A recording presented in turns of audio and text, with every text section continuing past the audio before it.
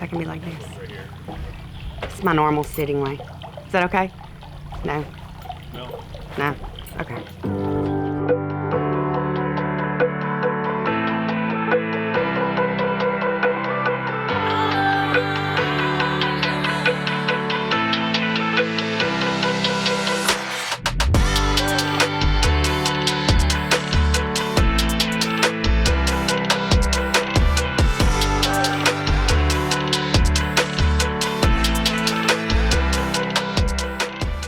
My idea first started whenever I lived in Pineville, and I came across Signed Gypsies Sin-Law.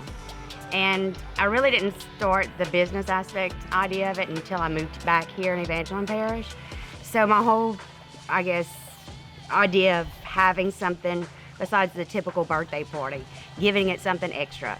And that's where I kind of thought back about Signed Gypsies Sin-Law. And I said that this area would benefit off of it.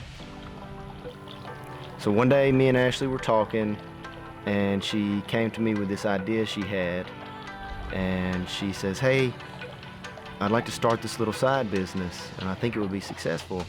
I was like, well, what is it? And she said, it's Signed Gypsies, and she asked if I was cool with it.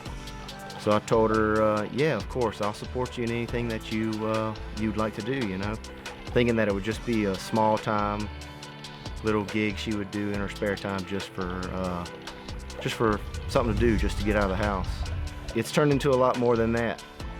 She's doing signs almost every day. Her phone never quits ringing.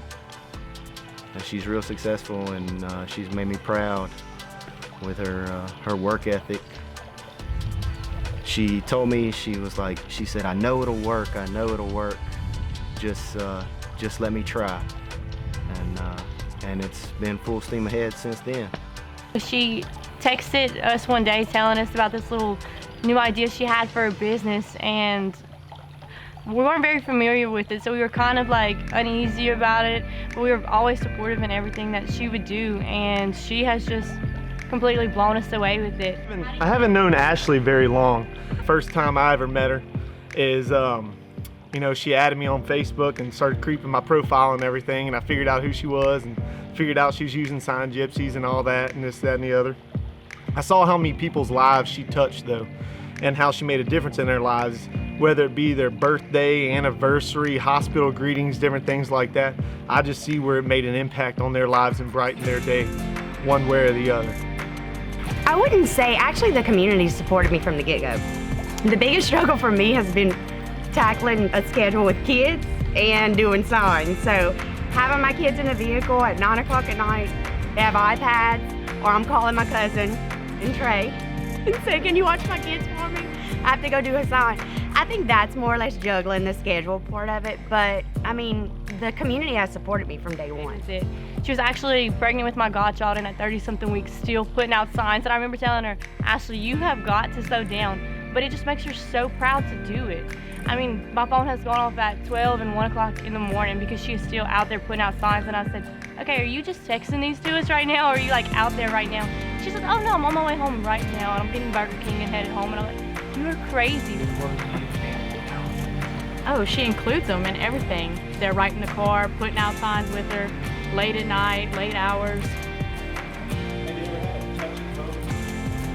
The most touching, I think, would definitely be doing the nursing home and doing it out of refused payment. I mean, because that's not why I started this business, was payment or to be wealthy or make this enormous amount of money. Or it was genuinely for giving and joy and spreading that, you know, contagiously throughout each sign. So, you know, one sign at a time, I was reaching my goal.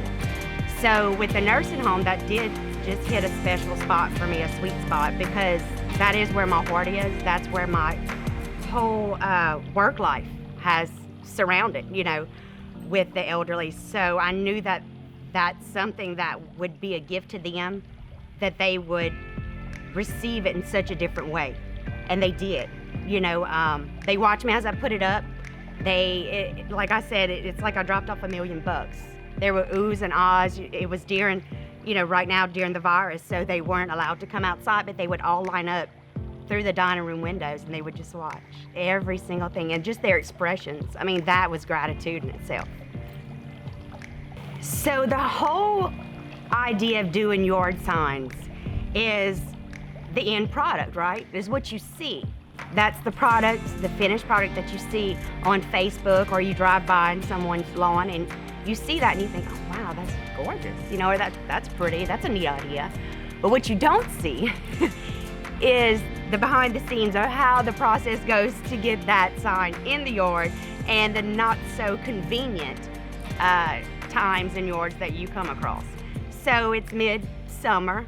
That's always a fun time. Knock on wood or metal. I'm not a quitter, okay? So it takes a heck of a yard for me to give up. I haven't given up yet. I bring a drill. I have a post hole. Look, there is nothing that's gonna stop this little blonde from getting a metal stake in the ground. I will gladly go grab your water hose and water your yard myself. So just know that. Just know that I will do that.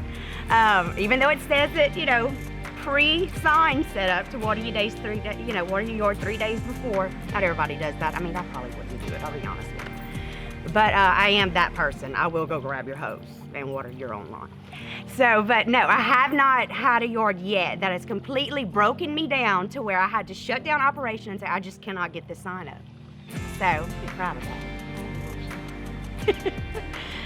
But no, I've had some close. I mean, I've said a few short words in people's yards. I've probably thrown like a mallet hammer or two, a few stakes. But at the end of the day, it was in the ground. It was gorgeous. I'm a little OCD, probably a little too much, but it was there and it was done and the customer was happy. So that's the end goal, is to make sure the customer's happy, to make sure I know it looks good, and it just brightens somebody's day a little bit more. Have you ever had a dog encounter that you ran into your life? Oh, okay, the dogs. Okay, so I had this one customer who was surprising their sister. And she did let the brother-in-law know that I was coming, but the sister was oblivious, okay? So no one knew. They left a corner light on for me, so I was driving up, and probably 45 minutes before I left my house, she messaged me and she said, hey, they have dogs. I'm an animal lover. I am that, you know, just very, come see, you know, assume all animals are just gonna love me because they have, you know, I'm an animal person. All animals love me. So I'm like, okay, that's fine. She said, well, they do have a barrier. I said, okay. I was like, well, just asking, curiosity. What type of dog, you know, do they have? Big, small. Oh, I don't know. I just know that he has them, you know, for kind of like surveillance. Oh, so like guard dogs. Okay, well, that kind of heightens my flags. I'm like, okay, it's just a dog, you know. So I pull up. It's pretty dark. The light is that they have on outside, it's very dim, but I can see my area. I bring my little lantern. I'm going in the yard, and I go back to my trunk. I'm digging for my mallet hammer, and I just hear this, not a growl, but a heavy breathing. And you know that feeling where you not like your soul leaves your body, but you get really cold and tingly because you just know that's not a warm greeting, whatever it is behind that door, my passenger door. So I ease it, and I'm like, that's the dog. It's a Rottweiler, okay? And it's not just your normal size. Its head was the size of my body. So I'm like, okay, hey. And I just put my hand out and it licks me and then jumps. So I'm like, I knew it. I knew he would love me, okay? I just knew this. But no, that was really my most fearful moment for an animal because, like I said, I'm so naive when it comes to animals. I'm an animal lover, so I don't assume they're gonna attack me. But this one definitely made me pump my brakes a little bit. How has it changed your life? Okay, I'm gonna cry for that one.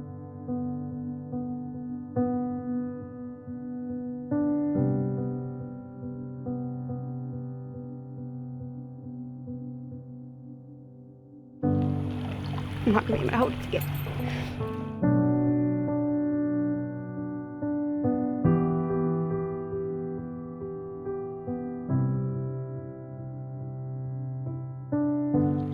So I lost my brother in 2015. Actually, it was June 23rd at 11:57.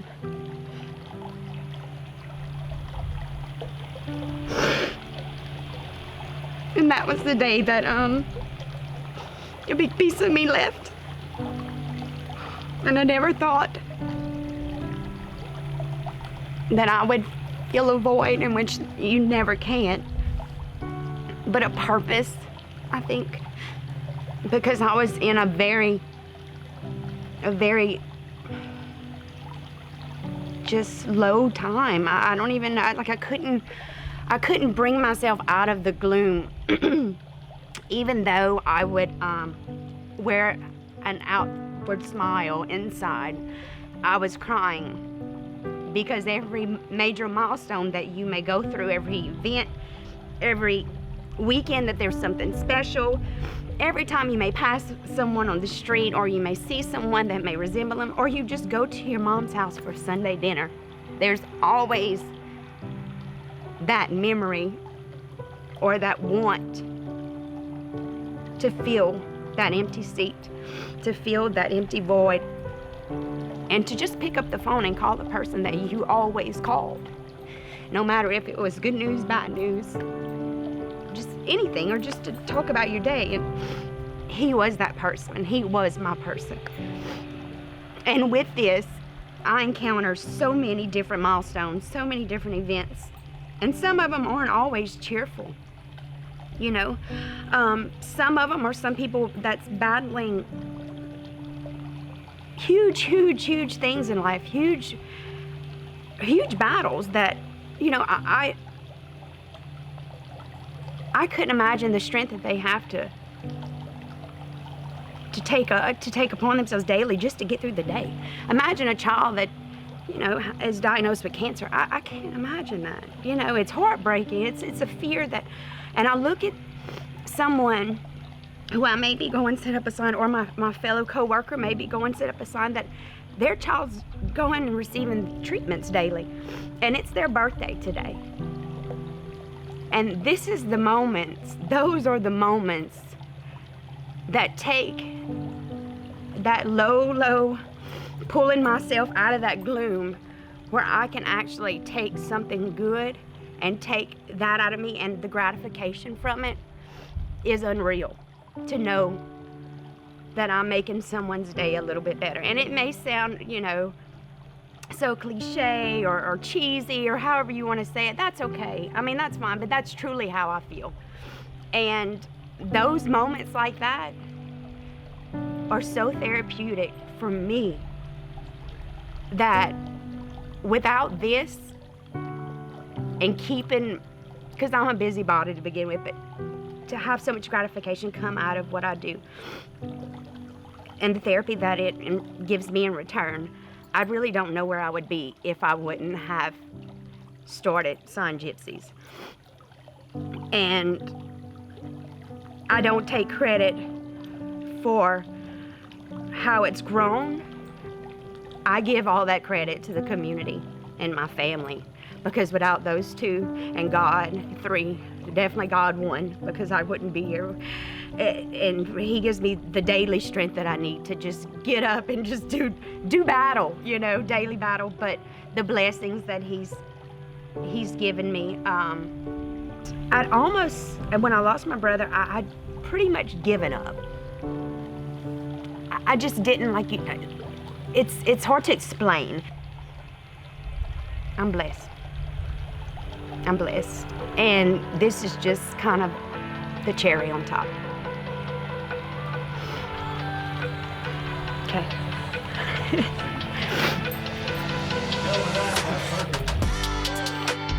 I love Sign Gypsies. I love Sign Gypsies. That's good. You're the best. Good job.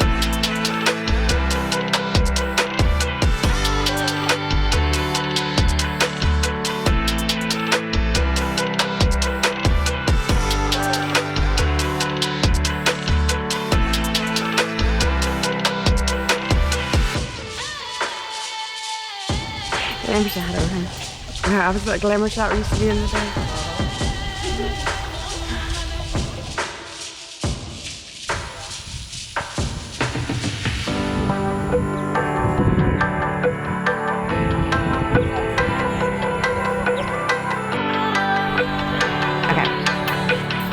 Okay, I need to have good posture though.